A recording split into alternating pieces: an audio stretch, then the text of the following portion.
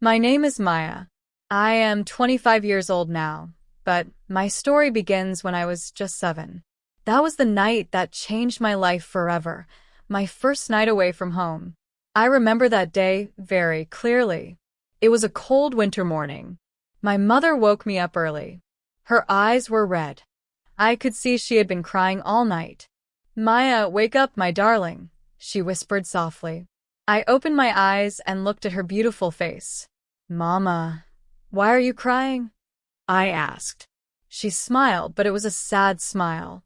"You're going to your aunt's house today. You will live there and go to school."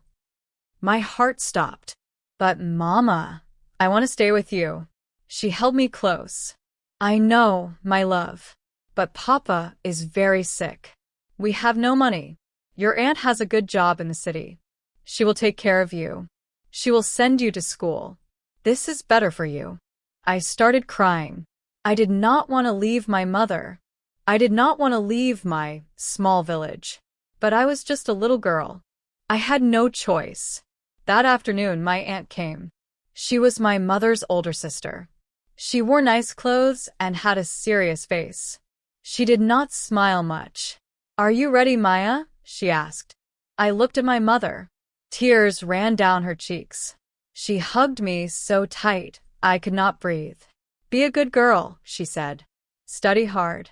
Make me proud. I will come to see you soon." But I knew the truth. My village was far from the city. My mother had no money for the bus. I did not know when I would see her again. I got into my aunt's car. I had never been in a car before. As we drove away, I looked back. My mother stood outside our small house, waving. She became smaller and smaller until I could not see her anymore. That night was my first night in the city. My first night away from home. I lay in a strange bed in a strange room. Everything smelled different. Everything felt cold. I cried all night. I wanted my mother. I wanted to go home. But home was far away, and I was just a little girl alone in a big city. My aunt's house was big and clean. She had a husband and 2 sons. They were older than me, 15 and 17 years old. They did not talk to me much. My aunt was not cruel, but she was not kind either. She gave me food and clothes. She sent me to school. But she never hugged me. She never asked me how I felt. "You must work hard," she always said. "Your mother sent you here to study, not to play." School was difficult. The other children laughed at me. I spoke differently. I wore old clothes. I did not know the city ways. "Look at the village girl," they said. "She does not even know how to use a computer." I felt so alone. Every night, I cried into my pillow. I missed my mother so much it hurt, but I could not go home. There was no home to go back to. Years passed slowly. I studied hard because I had nothing else. Books became my friends. Learning became my escape. My aunt's sons went to university. Her husband got a better job. The house became bigger, nicer. But I was still just Maya, the poor niece who lived with them. When I was 12, something happened. My aunt gave me a phone call one evening. "Maya, come here," she said. Her voice was strange. I went to her. She looked at me with sad eyes. "Your father passed away yesterday. Your mother called. The funeral was this morning." My world stopped. My father was dead, and I had not been there. I had not said goodbye. "Can I go see Mama?" I asked, crying. "No," my aunt said. "It is too late. The funeral is over, and we cannot afford the trip right now." I ran to my room. I cried for hours. My father was gone, and I had not seen him for 5 years. I had not held his hand. I had not told him I loved him. That night, I made a promise to myself. I would study harder. I would become someone important. I would make enough money so my mother would never be alone again. High school was better. I was older now, and I understood the world more. I still lived with my aunt, but I did not expect love from her anymore. I just worked hard. I was the best student in my class. Teachers liked me. They said I would go far in life. When I was 16, I got my first job. I worked at a small shop on weekends. I sold vegetables and fruit. The money was not much, but it was mine. I saved every coin. One day, a woman came to the shop. She was about 50 years old, well-dressed, with kind eyes. "You are a hard worker," she said to me. "What is your name?" "Maya, madam." "Do you go to school?" "Yes, madam. I am in high school." She smiled. "Good. Education is very important. Never stop learning." Her name was Mrs. Sharma. She owned a big company in the city. She came to the shop every week, and we talked. She asked about my life, my dreams, my family. I told her everything about my mother, my father's death, living with my aunt, wanting to help my mother. Mrs. Sharma listened carefully. Then she said something that changed my life again. "Maya, if you study hard and finish high school with good grades, I will give you a scholarship. I will pay for your university education." I could not believe it. "Really, madam?" "Why?" "Because I see something special in you," she said. "You remind me of myself when I was young. I was poor too. Someone helped me, and now I want to help you." I cried that day. Happy tears. For the first time in many years, I felt hope. I studied harder than ever before. I finished high school with the highest grades in my school. Mrs. Sharma kept her promise. She paid for everything: university fees, books, even a small room near the university. I left my aunt's house when I was 18. My aunt did not seem sad. "Good luck," was all she said. I did not care anymore. I was free now. I was going to make my own life. University was wonderful. I studied business administration. I made real friends for the first time in my life. Friends who liked me for who I was, not because they had to. My best friend was a girl named Priya. She was funny and kind. She came from a rich family, but she never made me feel poor. "Maya, you are the strongest person I know," she often said. "You never give up." In my second year of university, something unexpected happened. I met a boy. His name was Arjun. He was tall, with dark hair and a beautiful smile. He studied engineering. We met in the library. I dropped my books, and he helped me pick them up. "You have a lot of books," he said, smiling. "I like to read," I answered shyly. "Me too. Maybe we can study together sometime." We became friends. Then slowly, we became more than friends. Arjun was kind and patient. He made me laugh. He made me feel special. But I was scared. I had never had time for love. I had always focused only on studying and working. "Maya, why are you afraid?" Arjun asked me one day. "Because I cannot fail," I said. "I have to succeed. My mother is depending on me. I cannot waste time." "Love is not a waste of time," he said gently. "Love gives you strength." Maybe he was right. Arjun became my support. When I felt tired or sad, he was there. When I missed my mother, he held my hand. For the first time since I left home, I felt like someone truly cared about me. It was my final year of university. I was 21 years old. I was doing very well in my studies. Mrs. Sharma had offered me a job at her company after graduation. Everything was going perfectly. Then one night my phone rang. It was late, almost midnight. The number was unknown. Usually I did not answer unknown numbers. But something made me pick up. "Hello. Is this Maya?" A man's voice. Yes. "Who is this?" "I am Dr. Patel. I am calling from the government hospital in your village. Your mother is here. She is very sick." My heart stopped. What happened? "She collapsed 3 days ago. A neighbor brought her here. She has a serious heart problem. She needs surgery immediately. But the surgery costs money. We cannot do it without payment."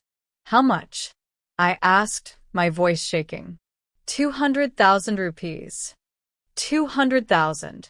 I had some savings from my part-time work, maybe 30,000 rupees. Not enough. Not nearly enough. Please, doctor, do not let her die. I will get the money. Please save her. The surgery must happen within 3 days, he said. After that, it will be too late. I hung up and fell to the floor. I cried and cried. My mother was dying, and I could not save her. Priya found me there an hour later. Maya. What happened? I told her everything. She hugged me tight. We will find the money. I promise. The next morning, I went to see Mrs. Sharma. I told her about my mother. I asked if I could borrow money from my future salary. Mrs. Sharma's face was sad. Maya, I wish I could help. But our company is having problems right now. We cannot give loans. I am so sorry. I went to the bank, but I had no property, no security. They refused to give me a loan. I went to many places. Everyone said no. Time was running out. My mother had only 2 days left. That evening, Arjun came to see me. His face was serious. Maya, I talked to my father. He can give you the money. My heart jumped with hope. Really? But there is a condition, Arjun said slowly. My father is a traditional man. He will give the money only if we get married immediately. He says he will not give money to a stranger, only to family. I looked at Arjun. We loved each other, yes. But marriage? Now? Like this? I love you, Maya, Arjun said. I wanted to marry you anyway after we finished university. My father is just moving the timeline forward. But this is wrong, I said, crying. I do not want you to marry me because of money. This is not how marriage should start. I am not marrying you because of money, Arjun said firmly. I am marrying you because I love you. The money is just a reason to do it now instead of later. I thought about my mother. She was dying. This was my only chance to save her. I made the hardest choice of my life. I said yes. We got married the next morning. It was not a big wedding, just a simple ceremony at the court. Arjun's parents came. Priya came. No one from my family was there. I wore a simple red dress. Arjun held my hand. The judge asked if we agreed to marry. We both said yes. Just like that, I became a wife. I was 21 years old, still in university, and suddenly married. After the wedding, Arjun's father gave me a check. 250,000 rupees. Enough for the surgery and more. Take care of my son, he said, and take care of your mother. I touched his feet in respect. Thank you, Papa. I will never forget this. I took the earliest bus to my village. 12 hours on a crowded bus. I had not been home in 14 years, since that day when I was 7 years old. When I reached the hospital, I ran to find my mother. The doctor showed me to her room. She lay on a small bed, her eyes closed. She looked so old, so thin, so weak. I barely recognized her. Mama, I whispered, holding her hand. Her eyes opened slowly. She looked at me for a long moment. Then tears ran down her face. Maya? Is it really you? Yes, Mama. I am here. I have the money. You will have the surgery. You will be okay. She cried and cried. My baby girl. You came back. You came back. I gave the money to the doctor. They operated on my mother the next day. The surgery took 6 hours. I sat outside the operation room, praying, crying, hoping. Finally, the doctor came out. He was smiling. The surgery was successful. Your mother will live. I cried with relief. Thank God. Thank God. I stayed in the village for 2 weeks while my mother recovered. I slept on the floor next to her hospital bed. I fed her. I talked to her. I told her everything about my life, about university, about Arjun, about getting married. You got married? She asked, surprised. Yes, Mama. I got married to save you. No, no, she said, crying. You should not have done that. Marriage is not for buying and selling. Mama, I love him, I said honestly. I would have married him anyway. This just happened sooner. She held my hand. You have suffered so much because of me. I sent you away when you were just a baby. I could not take care of you. I am a bad mother. No, Mama, I said firmly. You are a good mother. You gave me a chance for a better life. Because of you, I got an education. Because of you, I met good people. Everything good in my life came from your sacrifice. We cried together, mother and daughter, after 14 years apart. When my mother was strong enough, I took her to see our old house. It was broken and empty. The roof had holes. The walls were falling down.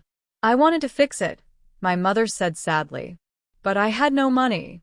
After your father died, I worked as a cleaner in people's houses. I barely had enough for food. My heart broke. All these years, I thought my mother had forgotten me. But she was suffering alone, working hard, surviving. Mama, you will never work again, I said. You will come with me to the city. You will live with me and Arjun. I will take care of you now. I brought my mother back to the city. Arjun and I had rented a small apartment. It was not big, but it was ours. Arjun was wonderful with my mother. He called her Ma and took care of her like his own mother. I finished university with high grades. Mrs. Sharma gave me the job she had promised. I worked hard. Arjun also got a good job after he graduated. Life was good. Not perfect, but good. My mother became healthy again. She cooked for us. She kept the house clean. She was always smiling now. I am so happy, she said one day. I thought I would die without seeing you happy. But look at you now. You have a good husband, a good job, a good life. This is your blessing, Mama, I said. 1 year after our marriage, Priya got married too. She asked me to be her bridesmaid. At her big, beautiful wedding, I remembered my own simple wedding at the court. Do you regret it? Priya asked me. Getting married the way you did? I thought about it. No, I said honestly. Some people have fairy tale weddings, but unhappy marriages. I had a simple wedding, but a happy marriage. I choose happiness. Mrs. Sharma became like a grandmother to me. She said I was like the daughter she never had. My aunt called me once. She heard I was doing well. Maya, you should come visit us, she said. I was polite but cold. I am very busy, Auntie. Maybe someday. I had no anger toward her anymore. But I also had no love. She did what she had to do. And now I was doing what I had to do, living my own life. 2 years later, Arjun and I bought a small house. It had 3 bedrooms, a kitchen, and a little garden. My mother cried when she saw it. You have worked so hard, my child. This is for you, Mama, I said. You always wanted a nice house. That same year, I got promoted at work. I was now a manager. I earned good money. I could buy nice things. But the best thing was that I could help other people. I remembered the little girl I used to be, poor, alone, scared. I wanted to help children like her. I started a small charity with Priya. We gave scholarships to poor children. We paid their school fees. We bought them books and uniforms. Every time I saw a child smile because they could go to school, I remembered Mrs. Sharma.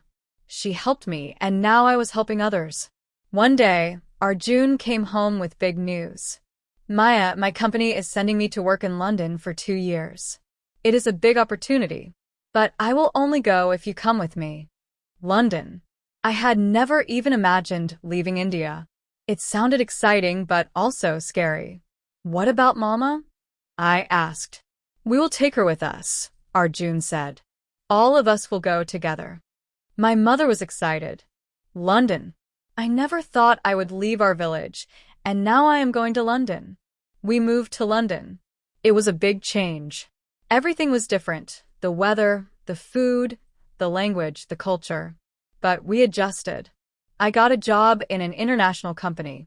My mother joined a community center where she met other Indian women. We had been in London for 6 months when something unexpected happened. I came home from work one evening and found my mother sitting with a visitor. It was my aunt, the same aunt I had lived with all those years. Maya, my aunt said, standing up. She looked older, tired. Auntie, I said, surprised. What are you doing here? I came to see you, she said. Can we talk? We sat down. My mother brought tea. There was an uncomfortable silence. Finally, my aunt spoke. Maya, I know I was not kind to you when you lived with me. I did not show you love. I did not treat you like my own daughter. I said nothing. I just listened. I have been thinking about this for many years, she continued. I was wrong. You were just a little girl. You lost your father. You left your mother. You needed love, and I did not give it to you. I am sorry. Tears ran down her face. My sons grew up and left. They live in different cities now. They call me once a month. My husband died last year. Now I am alone. And I realize how you must have felt, alone in my house, with no one who cared. I felt something inside me soften. Why did you not love me, Andy? I asked. I was just a child. I was jealous, she said honestly. Your mother was always the beautiful one, the kind one, the one everyone loved. I was the plain sister. When you came to live with me, I saw your mother in you, her eyes, her smile. And it made me angry. I know it is stupid. I know it is cruel. But that is the truth. My mother was crying too. Sister, I never knew you felt that way. I know, my aunt said. I hid it well. But Maya, I am not asking you to forgive me. I just wanted you to know that I am sorry. You became successful not because of me, but despite me. You are a strong woman. I thought about the little girl I used to be. So hurt, so alone, so unloved. Then I thought about the woman I became. Strong, Successful, loved. Auntie, I said slowly, I will not say I forgive you easily. What you did hurt me deeply. But I understand that you are suffering too. People who are hurt often hurt others. I do not deserve your understanding, my aunt said. Maybe not, I said. But I am giving it anyway, because holding on to anger only hurts me, not you. We did not become close after that. But the anger left. The bitterness left. There was just peace.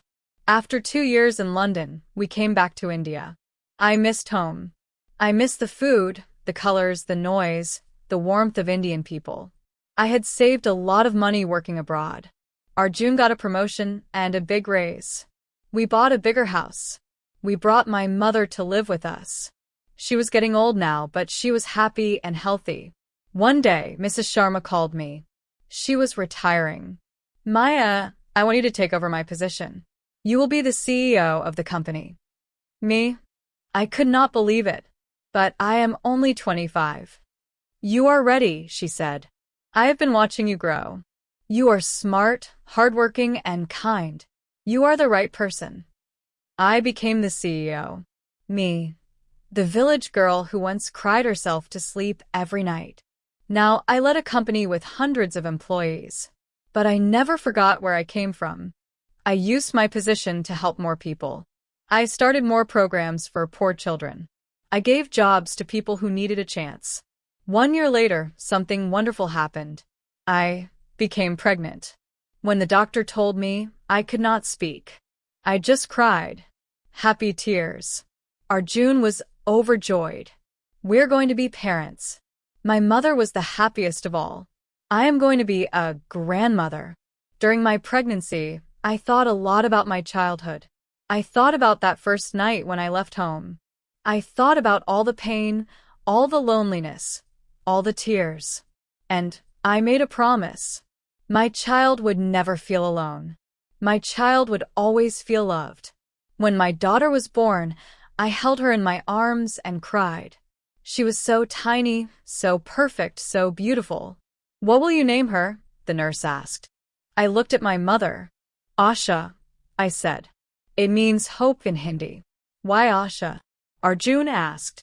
Because even in my darkest times, I never lost hope, I said. Hope brought me here. Hope gave me this beautiful life. I want our daughter to always have hope. Asha grew fast. She was a happy baby with big, curious eyes. She looked like my mother. When Asha was 1 year old, I decided to do something special. I took my mother and Asha back to our village. The village had changed a little. Some new houses, some new shops, but mostly it was the same. We went to our old house. It was still broken and empty. Mama, I want to rebuild this house, I said. I want to make it beautiful again. Why? My mother asked. We do not live here anymore. Because this is where our story began, I said. I want to honor that. I want Asha to know where her grandmother came from, where her mother came from. I hired builders. Over 6 months, they rebuilt the house. New roof, new walls, fresh paint, a garden with flowers.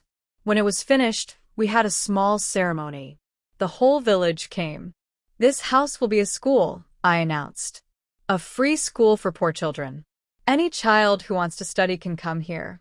I will pay for everything, teachers, books, uniforms, food. The villagers clapped. Some women cried. An old woman came up to me. I remember you, she said. You are the little girl who left many years ago. You were crying so much that day. Yes, I said. That was me. Look at you now, she said, smiling. You came back to help us. God bless you, child. I looked at my mother holding Asha. 3 generations.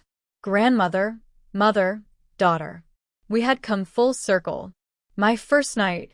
That night, we stayed in the newly rebuilt house. Asha slept peacefully in my arms. My mother slept in the next room. Arjun was beside me. I looked around the room. This was the same room where I slept as a little girl. The same room where I cried on that first night away from home. But everything was different now. That little girl who cried all night had grown up. She had suffered. She had struggled. She had survived. And she had won. I kissed my daughter's forehead. Little one, I whispered, I will tell you a story when you are older. I will tell you about your grandmother's sacrifice.